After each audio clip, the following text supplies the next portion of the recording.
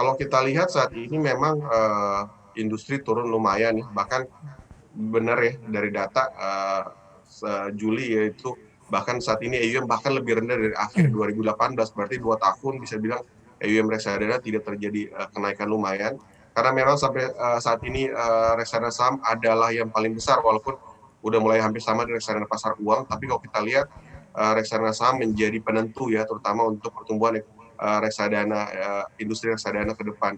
Nah, yang paling menarik adalah sebenarnya begitu banyak investor yang mulai switching dari reksadana saham, mengingat 5 sampai 7 tahun IISG tidak kemana-mana dan bisa dibilang 90% daripada investor reksadana saham saat ini mungkin tidak mengalami keuntungan dalam 5 tahun sampai 7 tahun belakang ya. Jadi Switchingnya kemana, Mas Jamie Paul? saya pikir, sorry, Ya, arah switchingnya kemana kalau kita berbicara mengenai switching? ya.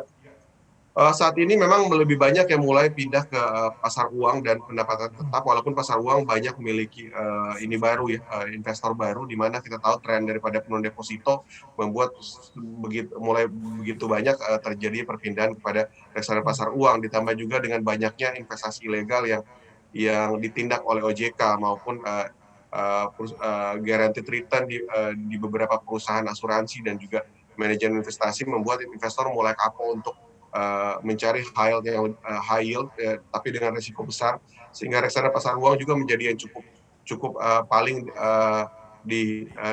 dilihat oleh banyak investor ya, terutama saat ini juga masa pandemi orang masih takut, banyak juga dari reksadana saham pindah ke pasar uang.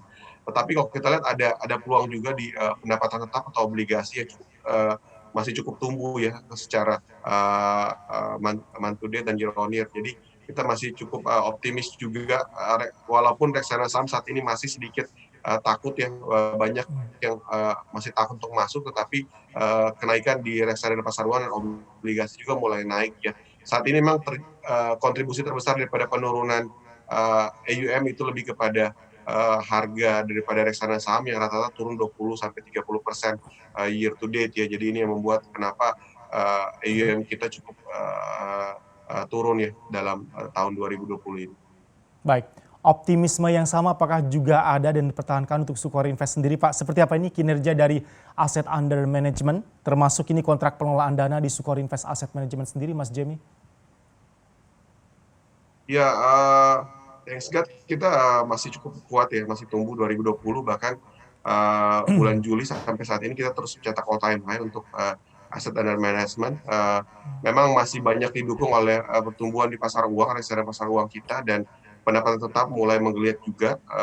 Kita masih melihat bahwa investor reksadana saham masih wait and see, net buy masih ada tapi cukup sedikit ya dibandingkan dengan pada waktu tahun-tahun sebelumnya. Jadi kalau kita lihat sampai akhir tahun mungkin orang masih agak takut untuk masuk sampai mungkin masalah pandemik ini selesai atau mungkin vaksin ditemukan. Jadi so far sih kita ngelihat secara kenaikan mungkin lebih didorong oleh reksadana pasar uang atau pendapatan tetap, ditambah juga reksadana terproteksi yang berbasis obligasi ya. Jadi kedepannya mungkin sampai akhir tahun kita masih ekspektasi capai aset management sekitar 15 triliun. Saat ini kita ada di sekitar 14 triliun. Mudah-mudahan bisa lebih dari itu untuk akhir tahun.